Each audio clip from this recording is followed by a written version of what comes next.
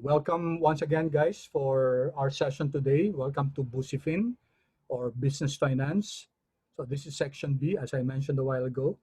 Allow me to go over the responses that you gave as far as your expectations in this subject, Busifin.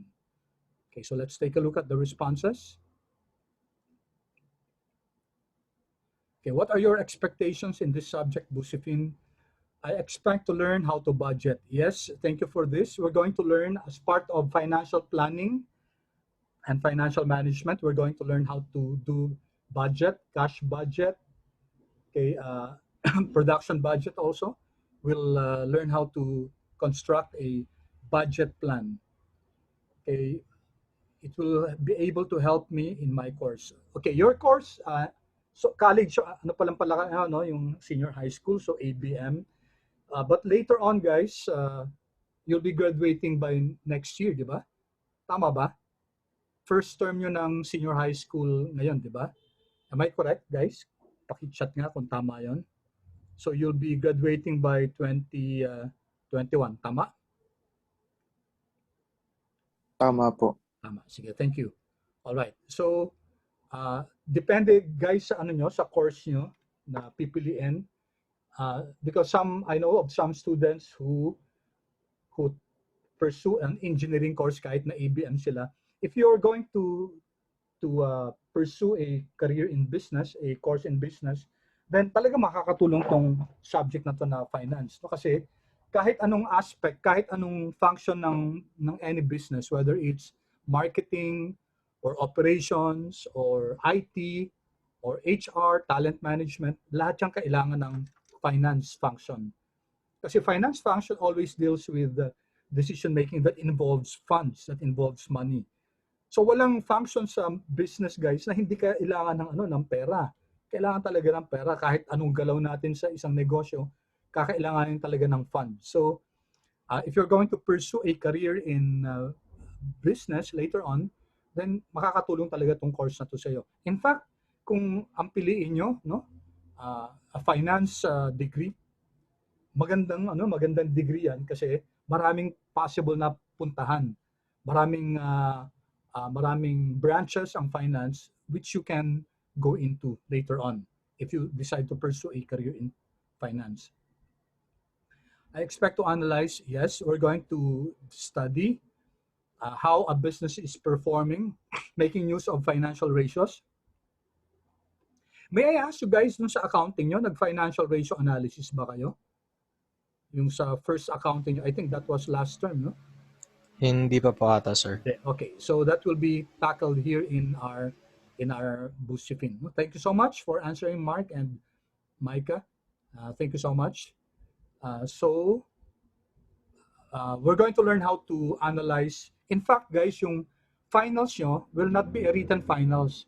Your finals will be a group project, and I'll discuss the details of that next meeting. You're going to be divided into maximum of 4 students per group. And then 2 projects yung gagawin nyo. Isang project will be on financial ratio analysis. Another project will be a case report. And you will have to join another group. In other words, if your person sa ABCD sa first project, then dapat iba yung mga kagrupo mo dun sa next project. That will allow you to work as a team with other members of the class. Okay, insightful, fun, and practical. Okay, I like this. Thank you sa nagsulat nito, no? I like the word fun. Especially, guys, sa class nyo kasi medyo as you informed me, itong subject na to is the 3rd subject for the day. And tuloy-tuloy pa kayo. So I'm sure medyo andyan yung fatigue factor. So kailangan talagang maging fun yung subject natin. Otherwise, baka masyado kayong mapagod na, no? So yeah, insightful and practical. Definitely, guys, ang business finance is very practical. Towards the end of the subject, we're going to learn about personal finance. So ibig sabihin, pag-uusapan natin yan kung paano pa natin mapapalago on a personal level yung pera natin, no? Alam naman natin, guys, we know for a fact that money does not come from an infinite source, no? Hindi ito from a fountain of infinite, where cash comes out infinitely. Hindi. May limitations tayo, all of us. Kung government nga may limitations, pati mga big corporations, all the more sa personal level natin. No? Alam niyo yan, sa family niyo guys, no? And so that on the side guys, I'd like to remind you to be thankful to your parents kasi binigyan niya kayo ng this is an investment that they're making for you, no? They allowed you to be enrolled in a very, very good school. And your parents did not get money just from the side, no? Hindi lang nila pinulot yung pera niyan. Hard-earned money yan. You can ask them, no? They will say na hard-earned money yan. Talagang pinaghirapan nila yan. So you owe it to them, guys, to really also invest to really optimize the education that you're going to get from this institution. And that requires finance, guys. Yung parents yun, nag-financial planning yan. Tinignan nila yung budget, okay? How much are we going to pay? No? Kasi they very, very well know also that money does not come from an infinite source. No? May mga limitations. Okay? So, practical talaga ng subject na to. And I hope it will become very insightful. And also, sana maging fun talaga. No? Ngayon lang ako, guys, medyo magmo-monologue. No? For the other sessions, I hope na ayoko yung ako lang nagsasalita. Gusto ko yung may contribution kayo. Gusto ko meron kayong engagement din.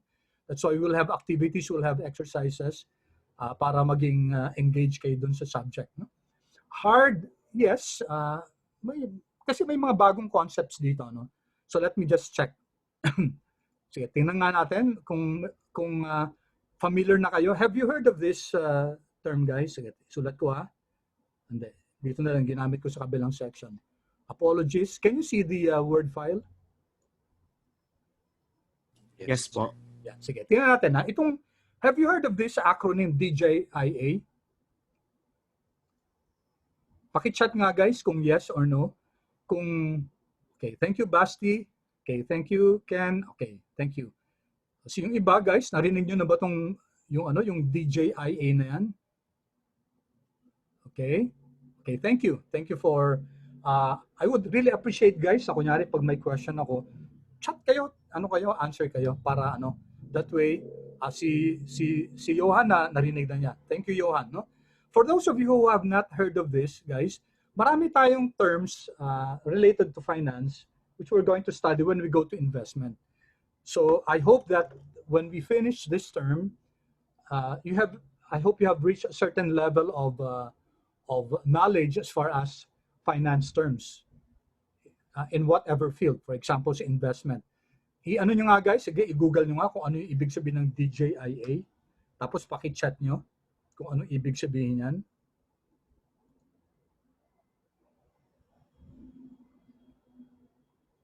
Yan. Thank you, Mark. Thank you, Matt. Okay. Yeah, you're correct. Yun ang ibig sabihin ng Dow Jones Industrial Average. Ano yan? Anong ibig sabihin yan? Okay. Thank you, Basti. Okay. Tama. So, yung Dow Jones, guys, pag-aaralan natin yan when we go to investments. No? Suffice it to say that this is a measure of a basket of stocks sa US. So pag-aaralan natin yan guys, ano yung related yan sa parang PSEI natin, no? Philippine Stock Exchange Index. So we will attempt to have some familiarity with terms like this. And because of that, it makes it a bit challenging. No? It makes it a bit difficult also, in a sense. Pero guys, sabi nga natin, pag ang environment natin fun and engaging, walang mahirap eh. If you're really interested, if you're really engaged, no, you're happy with the sessions, then I don't think hard in a sense na may mga bagong terms, may mga bagong concepts. Yeah, thank you Johan, berry siya, no? So pag-aaralan natin ano ibig sabihin ng berry, sabi ni Hans. Okay, may I also encourage you guys na when you're answering, answer to everyone, no? Para makita din nila yung Hans, paki-post mo sa sa lahat yung sinabi mo sa akin. Sorry, Johan pala, sorry.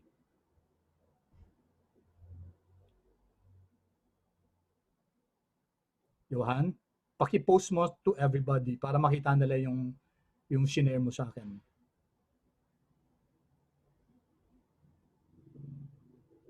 Okay, kasi ang sabi ni Johan dito, bearish. So he used the word bearish, no? B-E-A-R. Johan, nandiyan ka ba? Sige, copy ko na lang to ha. Ito yung shinare sa akin ni Johan. Okay. Okay, may ginamit siyang term. Ayan, yan na pala, sorry. Yan na, bear, no? Alam naman natin, guys, yung oso, di ba, yung bear? Okay, this is a term used to denote the market, the financial market. Bearish yung opposite yan, bull. Bullish. Kaya meron tayong tinatawag sa capital market, sa stock market, bulls and bears. No? We're going to learn that when we go to investments, in particular yung concept ng risk and return.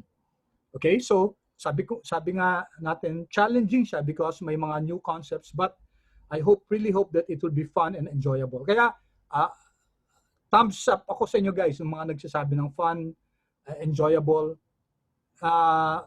Tayo ang gagawa ng ganung environment, guys, no? It will not only come from me, it will also come from you. So dapat symbiotic natin to, no? Let's make the learning environment fun and enjoyable. Okay. Different methods in handling money efficiently. Yes. Yes na yes tayo dito, guys, no? Kasi finance is really all about managing of funds, managing of money. Learn new things about business finance. Yeah, salamat sa nagsagot nito, no? Kasi that will help me in my career in the future. Actually, guys, hindi lang in the future. Pati ngayon, no? Pati ngayon. It will also help us in our daily lives. That was an answer given by a section I was handling yesterday. Sabi nila na ang finance daw nakakatulong sa daily lives natin. Yes, you bet, guys. That's very true. Kunyari, example na lang. Some of you might have, for example, kunyari, binigyan kayo ng funds na bumili ng panibagong cellphone. Ano na bang bago ngayon sa Samsung? Hindi ko na sinusundan kasi dati, guys, ganun na naging ko yung sabi natin na addiction, quote unquote, na pag may bagong gadget, bagong mobile phone, isa ako sa mangunguna dyan talaga. In fact, there were instances in the past na hindi pa nga linalabas dito sa Philippines, pupunta na ako sa Singapore para dun bilhin yung gadget. Okay? Looking back, guys, I saw myself quite foolish na parang for me now at this age, parang it was a waste of time, it was a waste of money. Kaya I can say these things to you, especially from a finance guy like me. The decisions that we make daily are also reinforced by finance concepts. As I was saying a while ago, instead of buying that new iPhone cell phone, iPhone, hindi ko na alam 12 ba? Pro Max? I don't know, I'm just guessing, no? Kung meron ka pa ng mga iPhone Pro Max na 11, maybe what you can do is set aside that money, kung magkano mo yung 40,000, 50,000, invest mo na lang kaya sa stock yan. Put it in a useful, o mag-business ka, put it in a useful engagement, okay? And we call that an investment. Ano ba yung investment? Ang investment technically, guys, ang ibig sabihin ng investment is to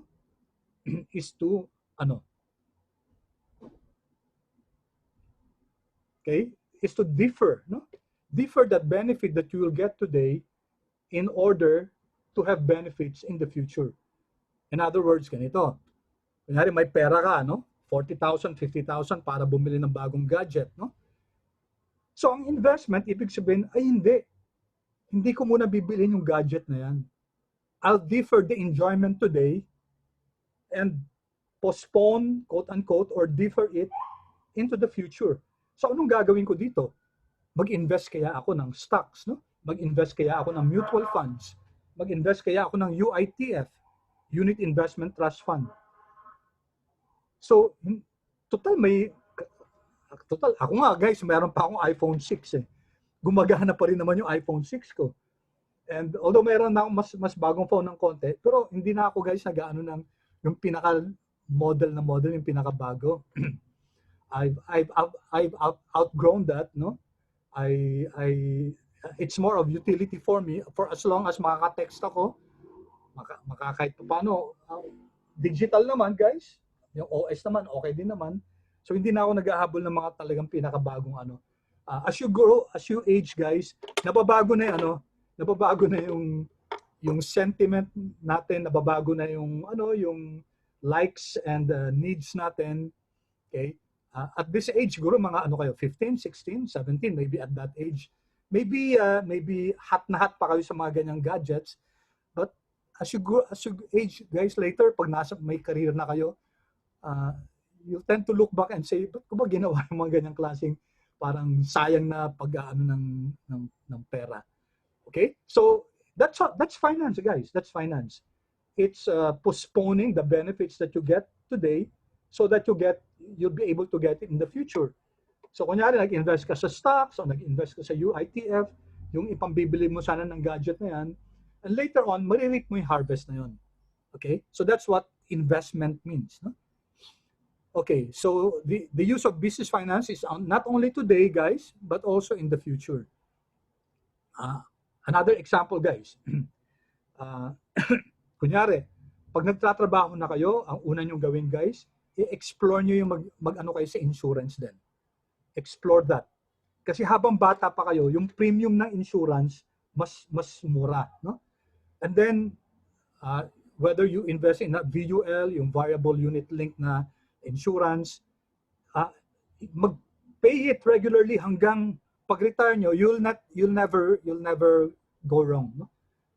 Tapos, pag may cover pa yan ng health, kung sakali may mangyari sa inyo, na-protect kayo guys. You are mitigated against risk. Marami tayong mga Filipinos na they pass away, na walang naiiwan sa family kasi hindi na plano. No? Hindi na plano. Kawawa yung kunyari yung asawa, kawawa yung anak, nahihirapan kasi hindi na plano talaga. And finance plays a major role in that. Ngayon guys, kayo, since you're educated, since may busifin kayo, wala tayong excuse, no? Wala tayong excuse kasi malalaman natin na kailangan pala talagang ipaplano natin, no? Just like marriage, guys, no? I don't know, yung average age yata ng marriage ngayon, 23, 20, tumataas yata eh. But in the future, guys, you'll raise your own family. So, ang marriage, guys, you don't jump into it, di ba? Pinagpaplanuhan yan. So is finance, guys. So is finance. Kung magkaroon na kayo ng family nyo, syempre, ipaplano nyo na how do I, for example, mitigate against risk na knock on wood, no? Something happens to me, paano na lang yung asawa nyo? Paano na lang yung mga anak nyo? And, you know, families are very dear to our heart. Kikita yun sa parents nyo, no? Talagang importante sa kanila yung families. Okay? So, to be frank, I'm not very fond of subjects like this, but I do hope that the subject will be interesting and fun. Thank you. Thank you so much. Whoever wrote this, maraming salamat. No? I like the openness. No? I like the frankness. Okay? Kasi talagang may mga tao na talagang ayaw ng accounting, ayaw ng finance, ayaw talaga ng mga subjects na to. May mga ganun talaga, guys. And you're not born liking finance talaga, no? All of us have so many belief systems about finance. But I hope in the course of our discussion, makikita nyo guys yung value nito, no? Interesting and fun. Thank you. Yeah, we will really endeavor to make the subject very interesting and fun. Okay? So, promise ko sa inyo yan. Pero promise ko rin guys na mag-participate kayo. And promise ko rin na you'll take an open mind, you'll take an open heart, no, to learn the subjects, to learn this subject. Okay? And we will work as a team. We will work in this class so that we have an environment of fun and enjoy the subject. Okay? So, thank you. I expect to learn a lot from this subject. Okay, fun and memorable. Yes, please. Gusto ko rin yun, no? Sana maging memorable. Although, syempre, ang hirap talaga ng virtual classroom. It's different, totally different from face-to-face. At least, meron tayong interaction sa classroom. Nagkakakilalanan tayo. Okay? Pero sa virtual talaga, we can ano lang talaga, no? Hindi tayo nagkakakitaan. You don't see me, I don't see you. And the challenge is, how do we make this really, how do we develop this relationship? Kasi guys, kailangan para maging fun and enjoyable yung learning experience natin, kailangan maganda yung relationship natin sa bawat isa. So that's a challenge for us. I hope we'll be able to develop this quote unquote very positive and memorable virtual environment na dito sa class natin. Okay? Then we have this to be able to fully understand. Okay, so that's good, no? Yung mga basics of business finance. Managing funds and investments, yes, we already discussed that. Manage money and funds of a business, thank you. Basic knowledge about finance, yes. To learn about financing a business, okay, learn a lot. Yes, guys, yung learning a lot, guys, malaki din yung role nyo dyan, ha? Kasi although I can discuss a lot of things, pero you have to keep your interest then. And it's impossible for us to really discuss everything in a span of 90 minutes. Less than 90 minutes pa nga kasi syempre may mga preliminary na ginagawa tayo sa simula.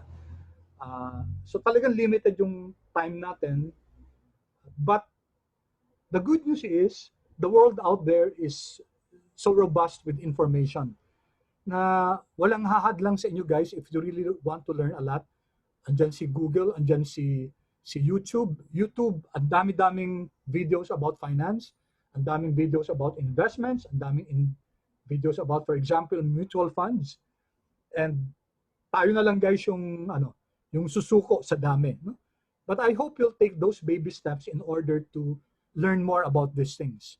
Tandaan nyo, kahit anong course ang pipiliin nyo in the future, pera, money, affects us.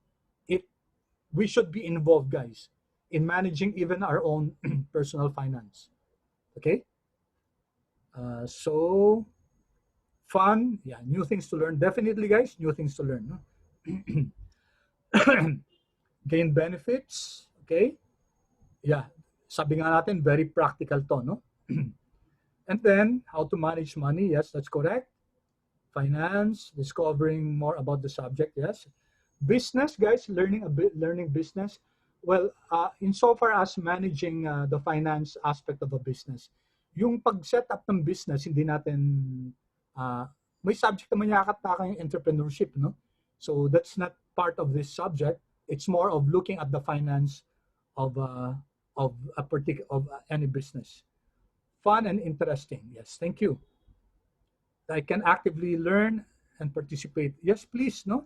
Sana kunyari pag may mga polls akong kinukuha or may activities, oftentimes we will break out into rooms, tapos magdi-discuss kayo among your breakout roommates, and then we'll go back to the plenary and then we'll discuss, no? So we'll really endeavor to make this as participative as possible. Ayoko yung masyadong ako lang nagsasalita. Of course, may portion na ako yung nagdi-discuss and then we engage in activities, no?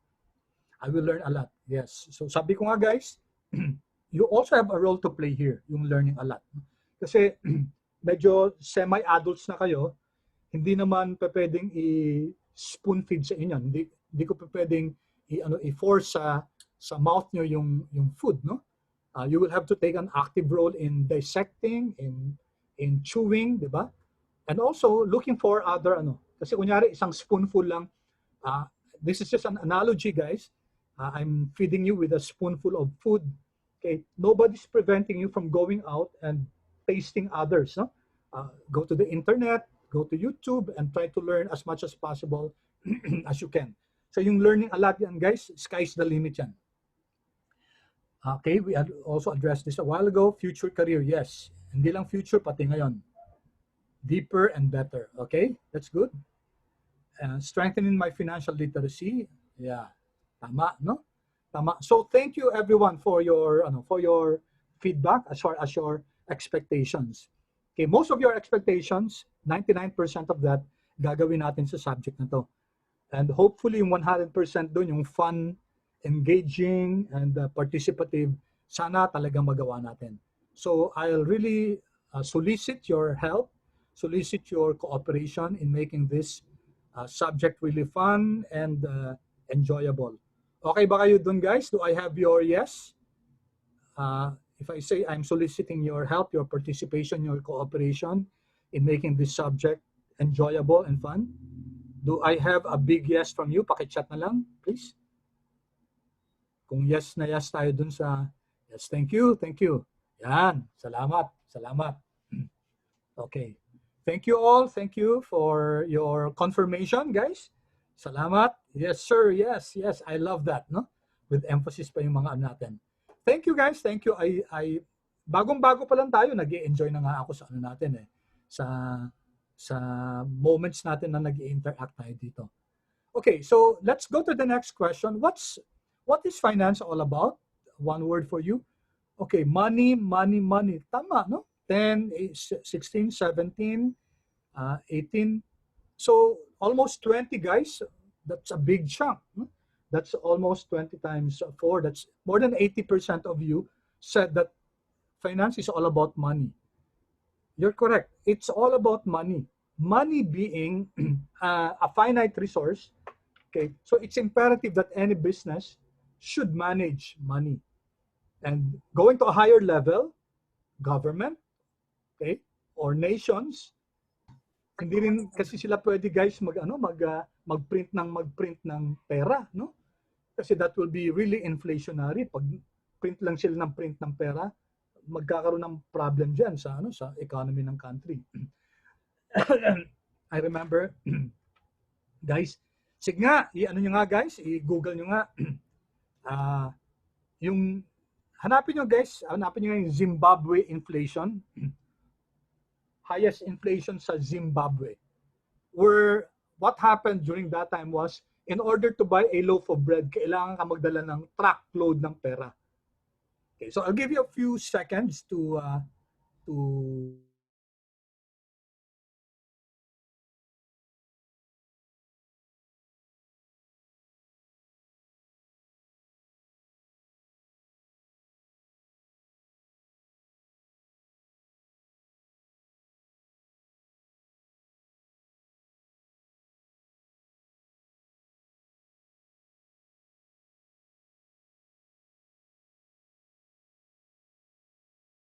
what we call hyperinflation. No?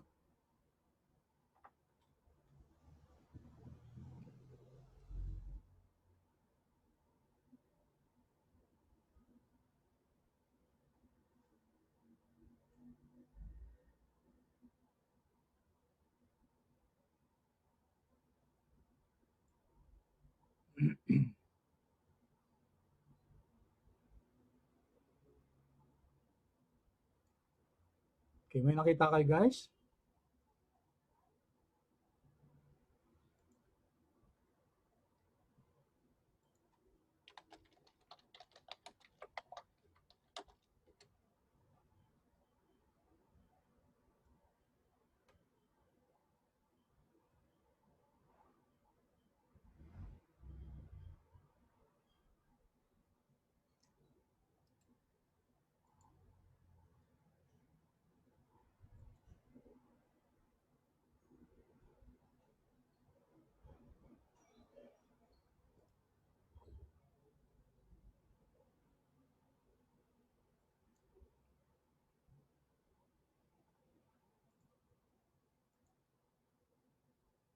Okay, guys, may nakita kayo?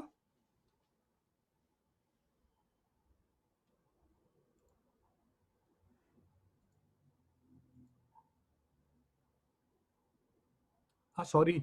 Sorry, Renzo. Sabi ko, hanapin niyo sa sa Google, guys, yung Zimbabwe highest inflation. No? Okay, thank you, Mary. 785%. Okay. Thank you, Matt. Okay, so let me just show, guys. No, let me show to you. Can you see the screen?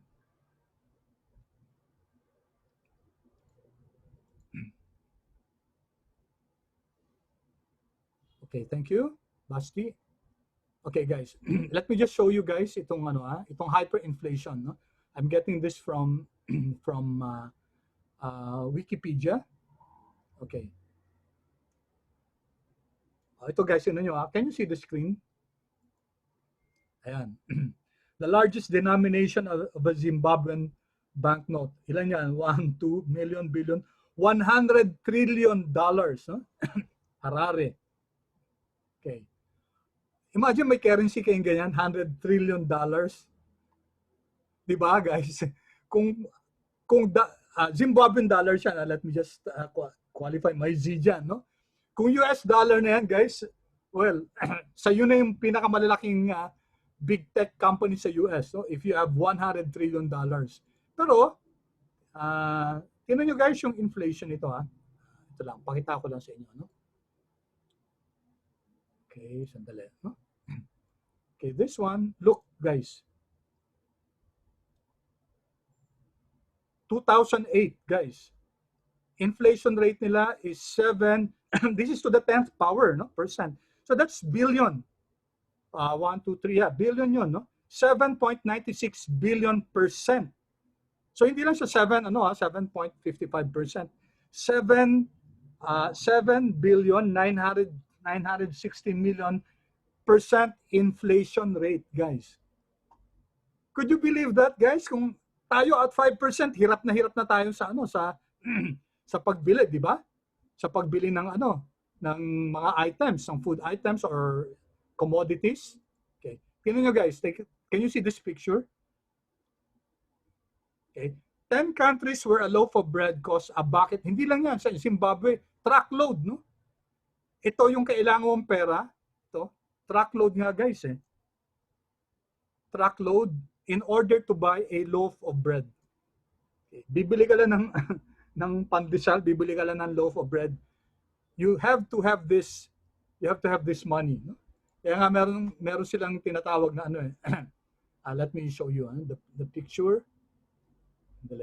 This is interesting, okay? So ito guys, yun nyo. May mga trillionaire sila pero starving sila, no? So they call themselves the starving billionaire. They have trillions and billions of banknotes pero ano sila, yung hindi nga makabili ng bread. Okay? So very interesting guys yung function ng finance. So this was really a failure of finance on the part of the government. They really made a big mistake, no? Okay. So it's all about money. It's all about I like this, responsibility, budgeting. Okay, so all of this guys, finance is all about banks, okay? Kasama na yan guys. Maybe later on you'd like to pursue, some of you might want to work for a bank and become an executive in a bank someday. That's a very lucrative position, no? Kung maging CFO ka ng isang bank or president or vice president, it's also a very good career, no? Magandang career din yan. Okay? So I agree with you that these are the keywords, no? In as far as finance is concerned. Now, as to the question kung ano ba to? Knowledge in Excel. Okay. Okay, sige, Adelaide, later, no? Later, I'll check the attendance of those who were not able to have their attendance checked. Okay, so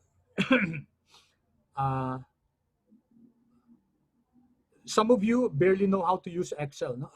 Thank you guys. Thank you for your honesty. I always like guys na we're open to each other.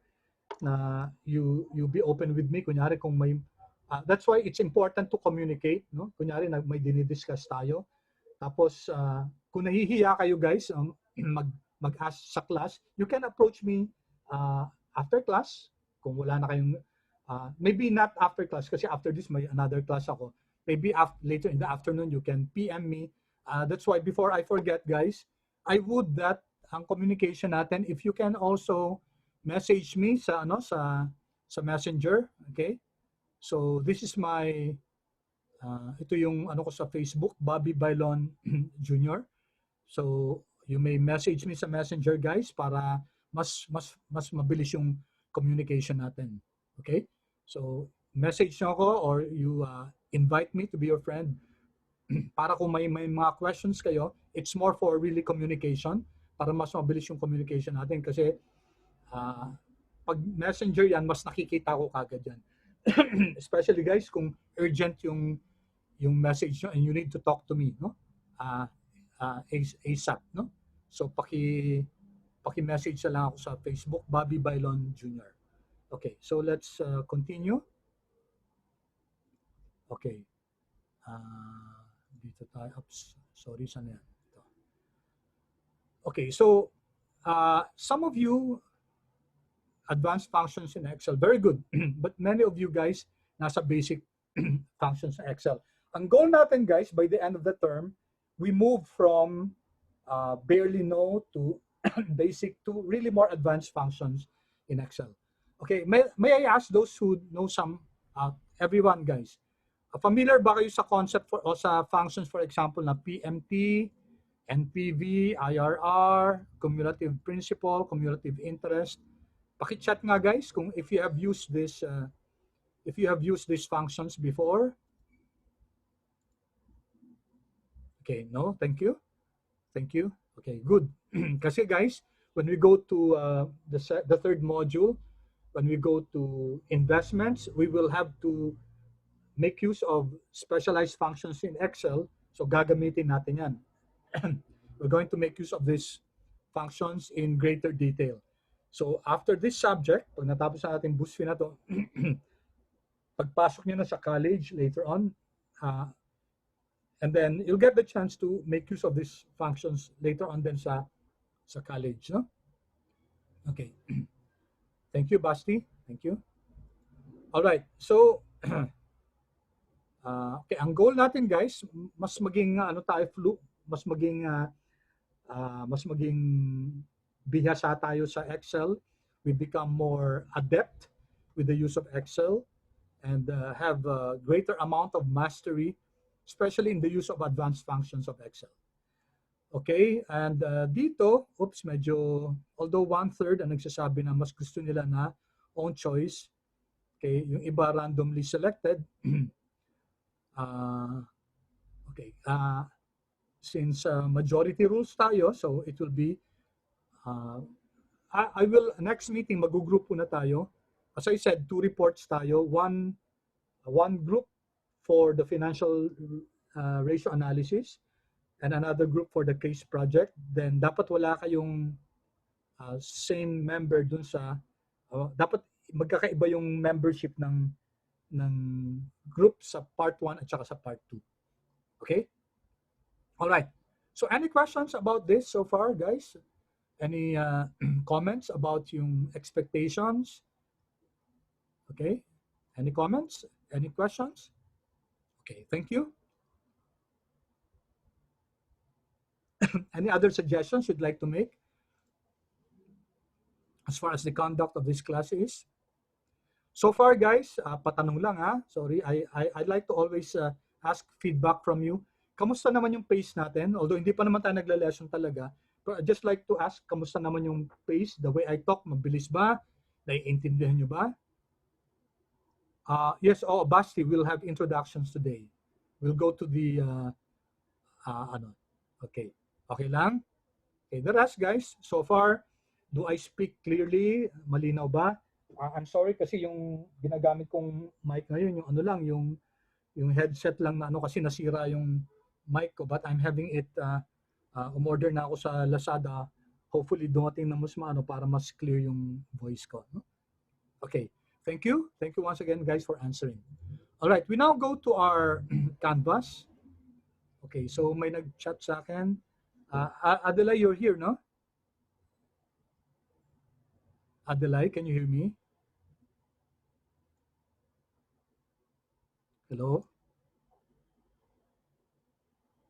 Adela? Okay, sige, mamaya na lang. Okay, let's go now to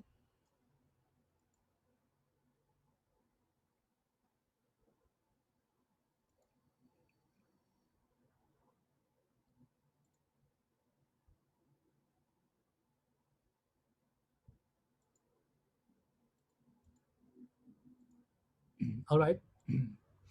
Okay, so this is our course overview, guys. No? As I said, I welcome you to our business finance course. So this course is all about managing a firm's money. uh, you notice I keep on repeating that objective, which is to manage finances, manage money, which is the most important asset of a firm, no? Yung cash, yung pera. And the role of business finance is to ensure that a business has operating funds. Okay, sa accounting subject nyo, natapos na kayo ng ano, 'di ba, ng accounting for a service organization, and yung business structure is a sole proprietorship. Am I right, guys? Paki-chat kung tama yung sinabi ko, kung you have already studied that accounting for a service organization, for a single proprietorship, sole proprietorship. Tama ba?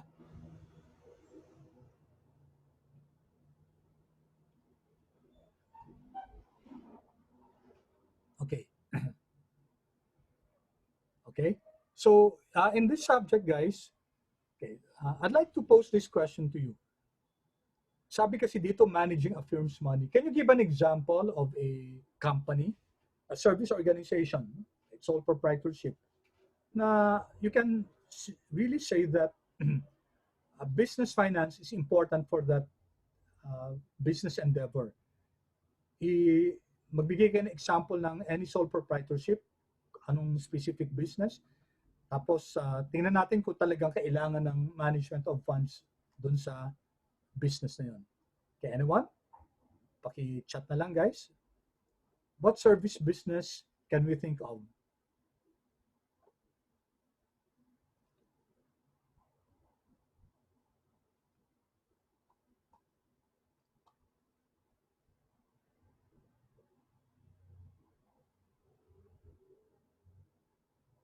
Paki-chat na lang, guys. An example of a business, and then we'll analyze kung paano niya kailangan nitong business na to yung management ng cash, ng funds.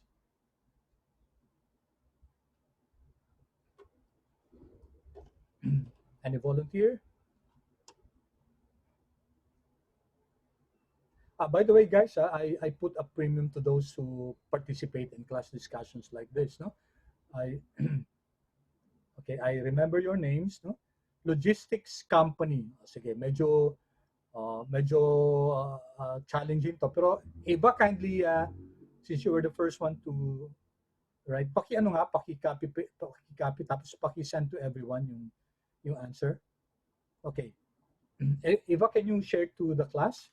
Paano yung isang logistics company, paano siya nangangailangan ng i-manage yung funds ng company niya?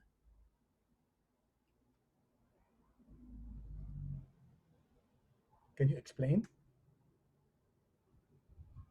Hello. Yes, Eva. So, since logistics usually facilitates like deliveries and shippings and supplies and inventory, they have to track all of their expenses and business funds in order to make sure that the company is not only profiting, but also kept in order.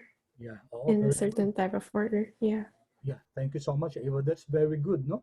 So sabi natin, part of the finance function is to manage the assets. Ano yung assets na kailangan ng logistics company? Eva.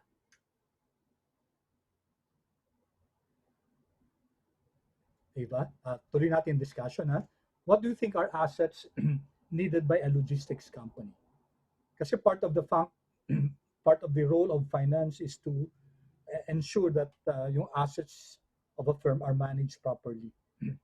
What do you think are assets needed by a logistics company? Eva?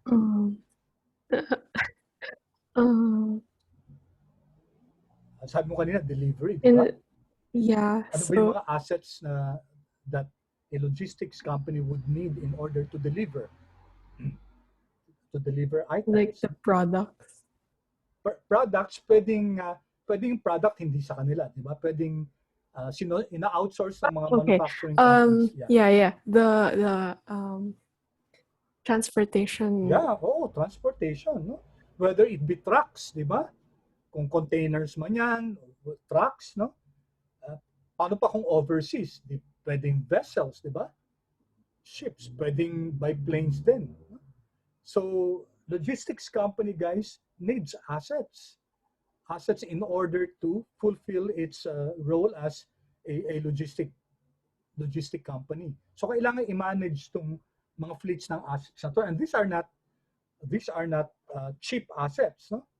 Diba, kunyari si FedEx, guys, may fleet ng mga airplanes yan. Tapos hindi mura yan, no? These are not cheap assets. So a logistics company has many assets that it needs to manage. Let's take a look at a small company lang, a small logistics company. So siguro mga trucks lang yan. Hindi naman siguro sila may pagmamay-ari ng vessels. But still, guys, a logistics company, any logistic company, whether it's a medium size, small size, or big size, kailangan din i-manage yung assets. That assets can come in the form of delivery vehicles, trucks, vans, etc. Tapos papasok din yung question ng anong klaseng van ang bibilhin, no? Anong klaseng truck ang bibilhin? What type of activity is that, guys, from the perspective of finance? Bibili ba tayo ng truck na to? Kasi yung truck natin, 5 years old na. Do we need to buy a new truck? Okay, hindi lang basta-basta. Feeling ko, hindi pa pwedeng ganun yung answer, guys. Feeling ko, kailangan natin ng bagong truck. Hindi kasi pwedeng sagutin yung, kunyari sa shareholders, no? Magmi-meeting kayo. And then may shareholders meeting. Then sasabi, okay, kahit sa meeting na lang sa company, CFO ka, Chief Financial Officer. Then sasabihin mo dun sa mga sa mga board, no? We need to invest in a new truck. Bakit? Kasi feeling ko hindi pwedeng ganoon, di ba? Kailangan may basis yung proposal mo. And yung mga basis na yan, guys, it comes in the form of financial analysis. Okay? So nakikita nyo, guys, yung role ng finance in making the objectives, in meeting the objectives of the organization. It's undisputed, guys, na importante yung ng finance. Balik tayo dun sa example ni Eva dun sa logistics. So whether it be long-term assets in the form of delivery trucks, maybe vessels, maybe ship, or maybe planes for big companies, no? Like FedEx. Lahat yan kailangan ng finance. Okay? Or it may be short-term assets. Okay, kunyari, cash. Pag malaki yung cash ng company, anong gagawin nila? Andun na lang sa bangko yon. Okay, siyempre, dapat may mga cash na reserve for operating needs. Pero paano kung yung mga sobra-sobra? Ilalagay lang ba sa bangko yon? Should it be put to a better use? So, ang role ng finance, mag-iisip. Saan pa natin gagamit yung excess cash? Kasi kung nasa bangko lang yan, sayang. So do we put this in other form of productive assets, so that the company is able to churn more profitability? So very interesting, guys, yung field ng finance. And yung role ng finance people sa organization, di matatawaran yan. It's very important, no? The organization may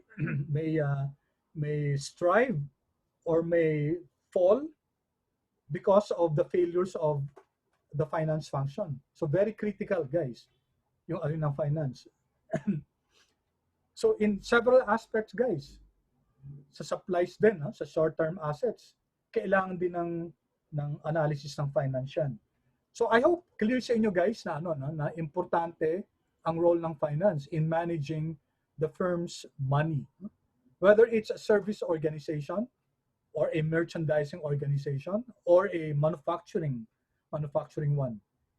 Hindi natin pwedeng tawaran yung role ng finance. Hindi natin siya ma-underestimate. Finance plays a very, very important role. In fact, guys, can you tell me what are the different functions of an organization? Ano ba yung iba't ibang functions ng organization? From a business perspective, can you tell me? Alam niyo to guys, na napag-aralan niyo most probably to sa sa management subject niyo. Can you give me one function, business function, guys?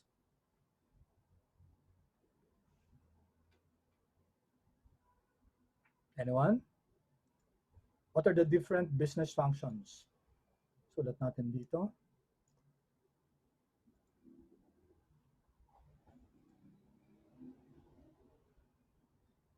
Okay, I see an answer. Okay, thank you. Thank you, Hans. Marketing. That's correct, no? Ano pa? Ano pa, guys? These are called functions, no? Functions of a business, production or operations, okay? The old word was production, ngayon operations na ang new word na ginagamit natin, no? Ano pa? Yeah, thank you, Eva. Thank you, Mika. That's correct. Production or operations. Ano pa, guys? What are the different functions of a business?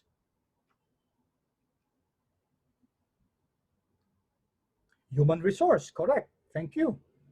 Thank you, Mika. Okay. Mary, thank you. Okay, finance, of course. Sales, okay, as a subset of marketing, no?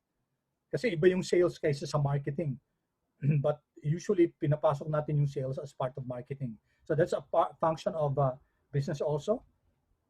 Distribution, this will form part of what we call logistics, no? Pwede rin, no?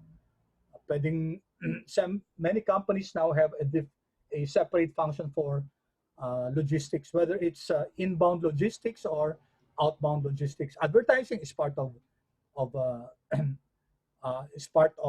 marketing, no? Management, okay, we call it general management, no? General management. Okay, itong mga functions na to, guys, tanong ko, kailangan ba ng finance to? Kailangan nila ng finance function? Let's start with marketing. Ano ba yung role ng marketing, guys? Nagma-marketing kayo this term yata, no? So, sabihin natin, na-meet nyo na siguro yung term na 4Ps, letter P. Have you met that, guys? Yung acronym na yun, 4Ps of marketing. Paki-chat nga, guys, if you have met that term, 4P. Letter P. 4Ps. Yan. Have you met that term, guys? Okay. Okay, I'm sure you have met that term. Di ba, sabi natin ang 4Ps, ano yung 4Ps na to?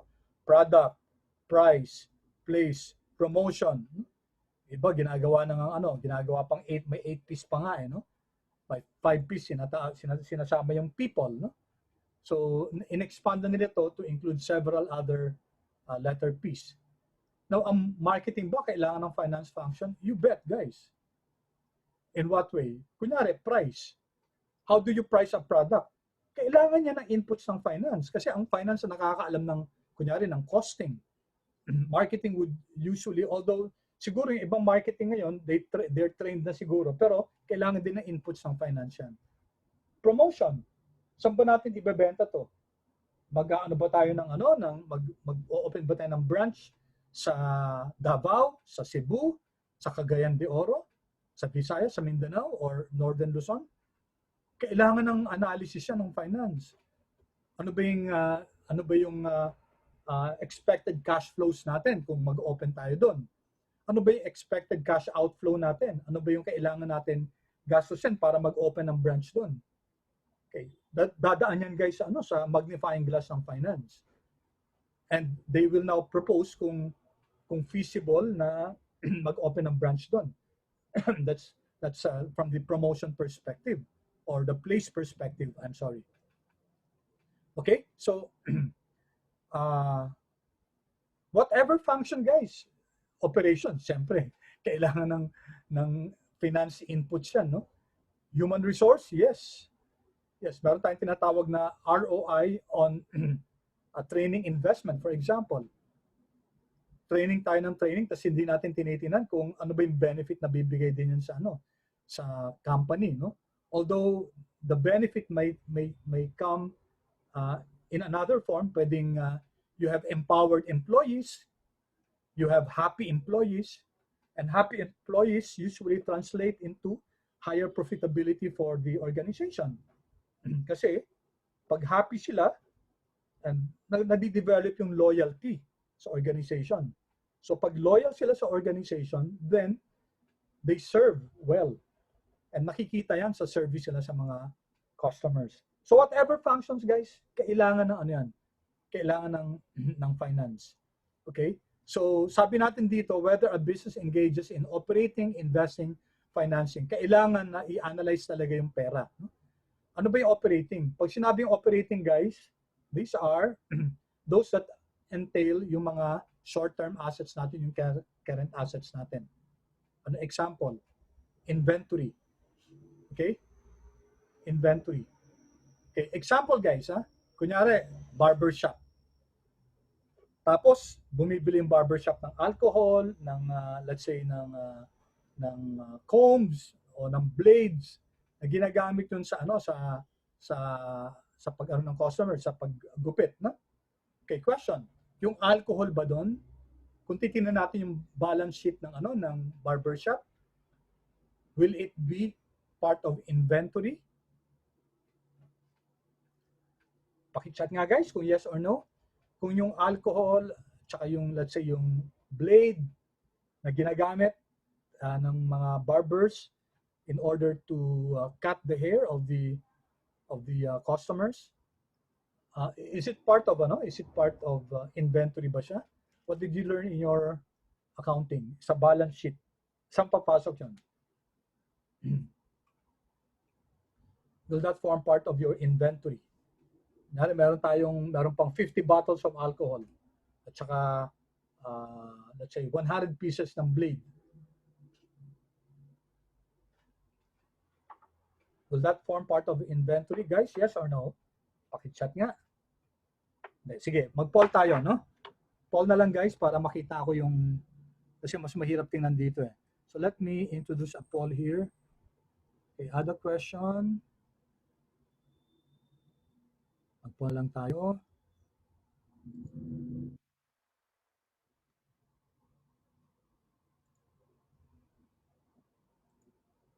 Okay, saan na yun?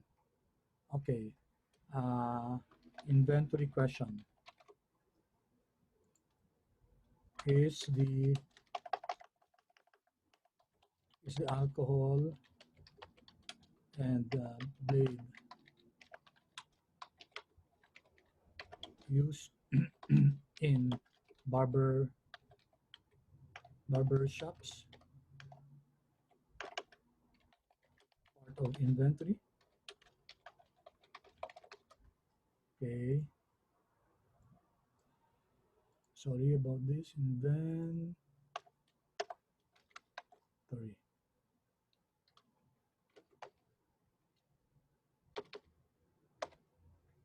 Okay. Yes.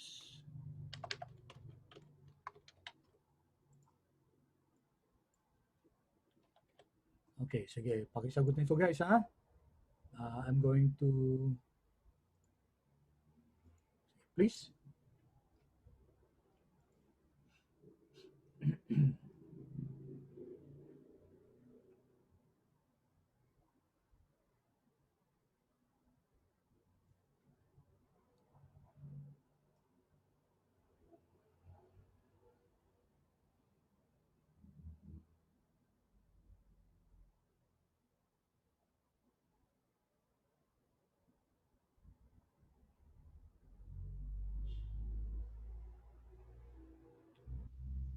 Okay. So the rest guys, kulang pa ng 7.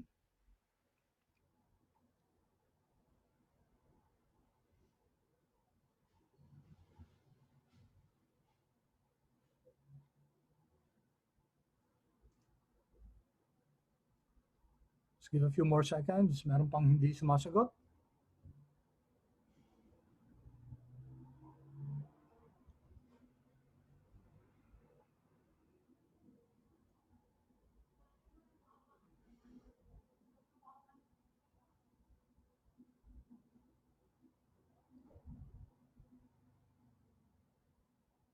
Okay, 10 seconds more.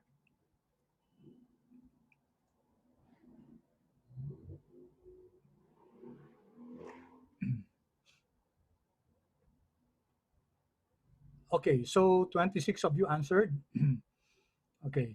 So ang result natin, 19 of you answered yes, it's part of inventory.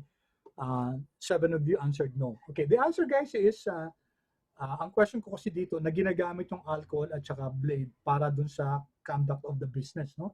Sa paggupit. So the answer is no, it's not part of inventory. Okay, ano ba yung inventory? By definition guys, pag sinabi nating inventory, which is a part of an example of a current assets, these are goods held for sale. Okay, binibili to para ibenta. Okay, if the use of the alcohol and blade here for the barber shop is not to be sold to customers, then it's not part of inventory. It's part of what we call prepaid assets or supplies, no? Supplies yan. Either uh, barbershop supply or whatever account name the company is using. Ang inventory guys, this is usually used pag kunyari merchandising, no? Kasi ang pinag-aralan nyo palang service, pag merchandising naman, so bumibili ng goods and then binebenta. Kunyari mga sari-sari stores or mga retail stores, yun. Inventory yun.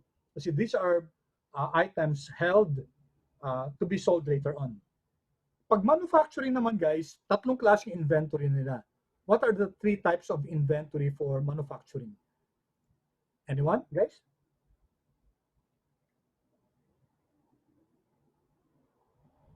Would you know, guys?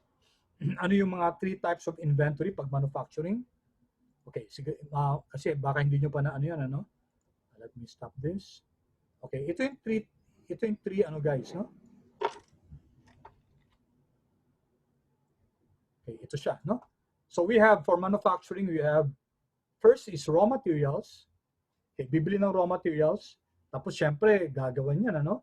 At the end of a certain period, labor was placed into it, added raw materials was placed into it.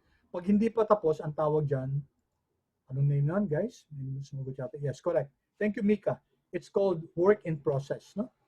And then finally, pag natapos na yung goods, ready to be sold na, then it's called finished goods. Okay, so these are the 3 levels of inventory as far as manufacturing is concerned. Pag service organization, guys, pwedeng magka-inventory, pwedeng hindi. Remember, the definition is that pag gagamitin siya, pag binibili siya, para ibenta sa customer, inventory yun. For merchandising, ganun talaga yung business nila. No? Okay, so that's, sabi natin, operating, di ba? 3 activities yung sinabi natin. Okay, sorry guys, let me hurry up a bit, no? Para matapos natin yung course overview. Operating, tapos may sinabing investing at saka financing. Pag investing guys, these are cash flows needed for long-term assets. Doon sa logistics kanina, na example ni Ava, ang pag mag-i-invest sa truck or sa kunyari vessel, investing yun. Investing function ni finance. So, hindi lang pwede basta-basta bumili, kailangan magkakaroon ng financial analysis dapat doon. Okay, and lastly guys, yung financing activity. No? Ano yung financing? You remember guys that the basic accounting equation says assets is equal to liabilities plus equity. Okay, so kapag sole proprietorship, ang tawag natin, ang equity natin is owner's capital, R'(S). When it's a partnership, di ba, S' kasi maraming owners. No? Okay? Tapos kapag ano naman, corporation, we call the equity as the stockholders' equity or common stock or preferred stock, whatever the case may be. Okay, so pag financing guys, it asks the question, ano ba dapat yung balance ng liability at saka equity? We'll discuss this in greater detail next time, no? So dapat ba 50-50 yan? 50% ba dapat utang, 50% equity? O 80-20 ba yan? Okay? Okay, that's one question. Yung tinatawag natin na capital structure. Okay, next question is, kunyari may bagong project. Anong financing ba dapat ang gagamitin? Kung uutang, ano dapat yung acceptable na return ng project? Okay, so that will form part of your financing, no? Investing and financing. Okay, so going back here, guys. Nasaan na yung natin? Okay. So as I mentioned guys, ito no, operating, investing, and financing activities, dapat prudent yung paggamit, no? Wise dapat yung paggamit ng funds kasi hindi infinite ang funds.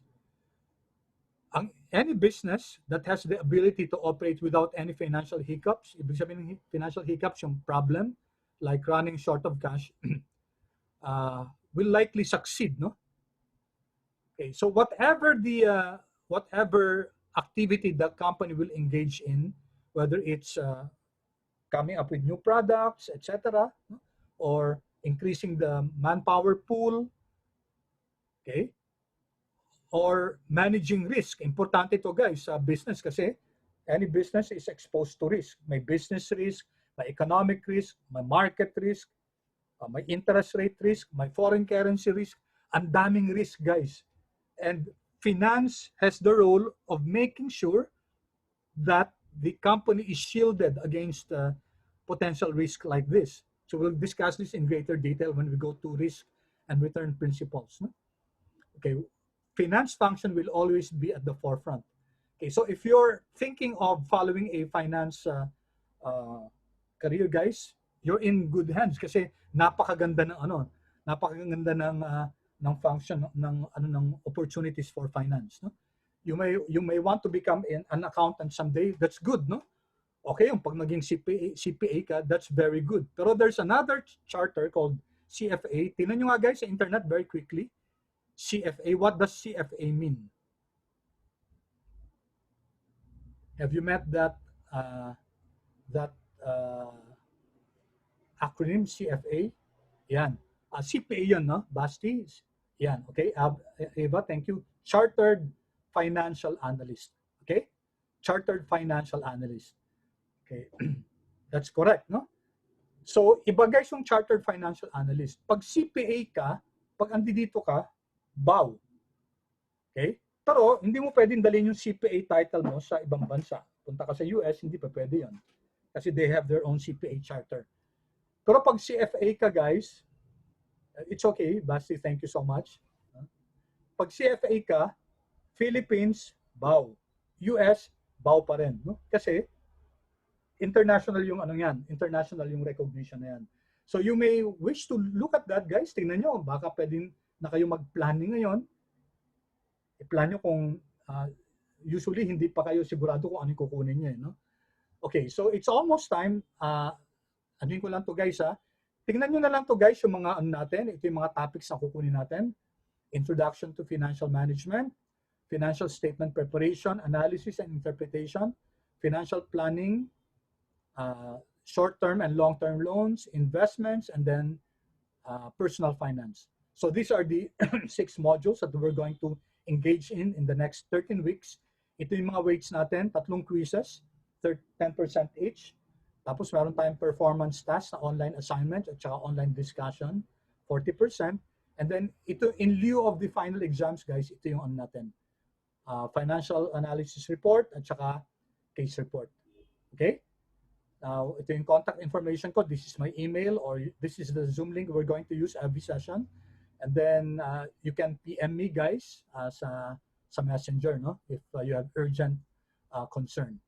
Okay, aside from this guys, natin sa pages natin, andito din yung syllabus ha. Pinost ko na rin to. Oh, sorry. Okay, course syllabus.